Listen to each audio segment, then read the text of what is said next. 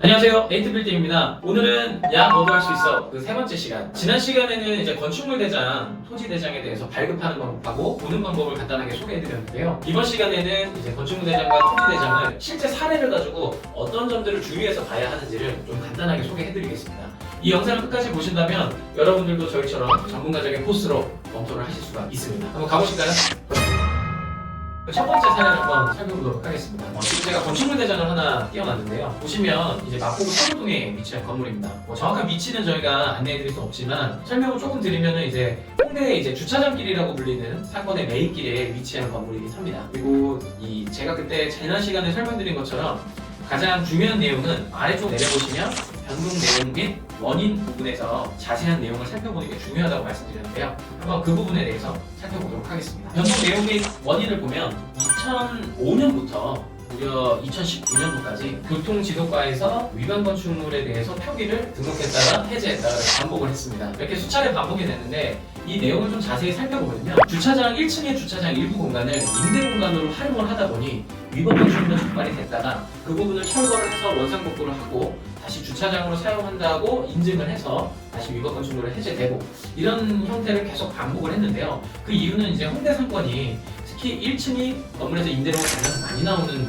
위치이기 때문에 이제 임차인의 영업적인 영업이익 부분도 그렇고요. 건물 임대인도 마찬가지로 그 부분에 대해서 배려를 해주면서 임대료를 조금 더 받는 그런 어떤 수단으로 활용이 되고 있습니다. 그래서 이런 부분들을 이제 건축법적으로도 많이 고심을 해서 이제 설계를 하고 리모델링이나 신축을 하는 경우들이 많은데요. 또 더 자세한 내용들은 다음 시간에 한 번 더 소개를 해드리도록 하겠습니다. 이번에는 두 번째 사례입니다. 여기도 마찬가지로 마포구 연남동에 있는 건물인데요. 이거는 지난 시간에 한번 소개를 해드렸던 사례이기도 합니다. 근데 제가 조금 더 자세하게 말씀드리기 위해서 다시 한번 준비를 했습니다. 본 건축대장 보시면요. 위반 건축물이 현재 떠 있고요. 지금 보게 되면 아래로 변동 내용 및 원인으로 내려보시면 2018년도에 4층 판넬 샤시 주거 부분에 20제곱미터를 무단 증축한 걸로 나와 있습니다. 이 부분은 사실 이제 흔히 아시는 발코니, 베란다라고 불리는 그 면적들이 지붕이나 창이 없는 형태에서 주거에서 조금 더 그런 서비스 면적을 제공하고자 천장과 창문을 만들어서 실내 공간으로 활용을 하다 보니 이렇게 좀 위반 건축물이 적발이 됐는데요. 사실상 이게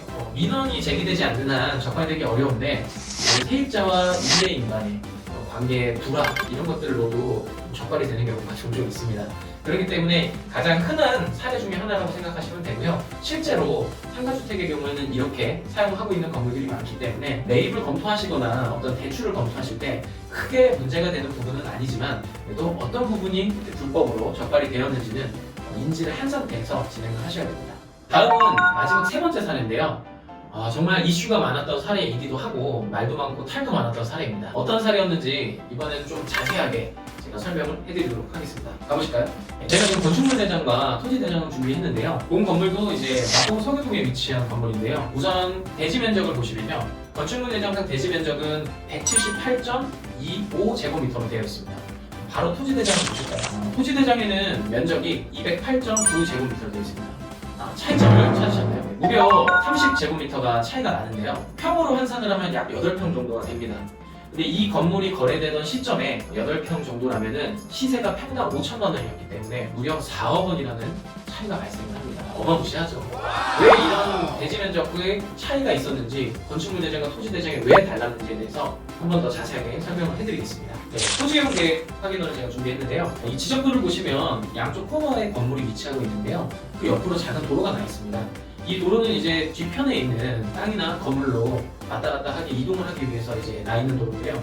이 코너에 있는 건물들의 지금 아까 말씀드린 대로 토지 대장을 보시면 208제곱미터인데 건축물 대장을 보시면 178제곱미터입니다. 약 8평 정도가 바로 이 도로로 편입이 되어 있는 것이죠.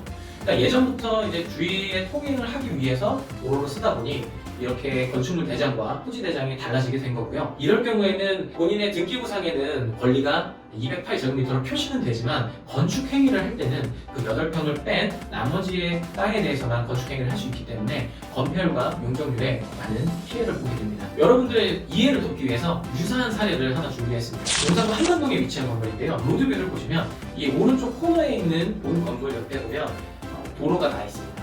이 도로가 약 10평 정도 되는데요.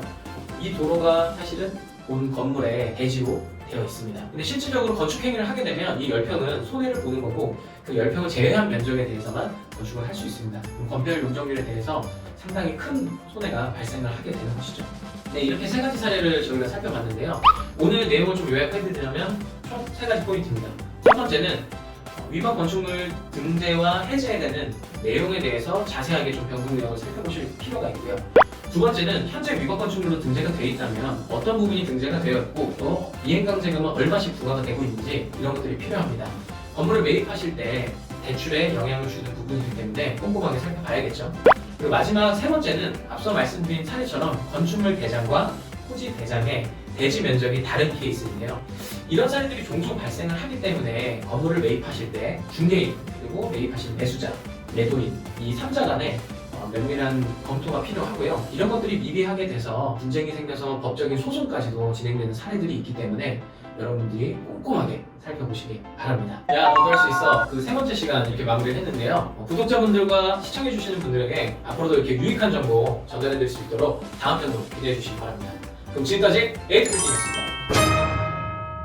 어떤 관점을 커트. 커트. 뚝배기. 권리는 뚝배기. 이행강제금은 얼마를 내고 있는지 다시 또 그 네 번째 오늘의 핵심 죽어라 이씨.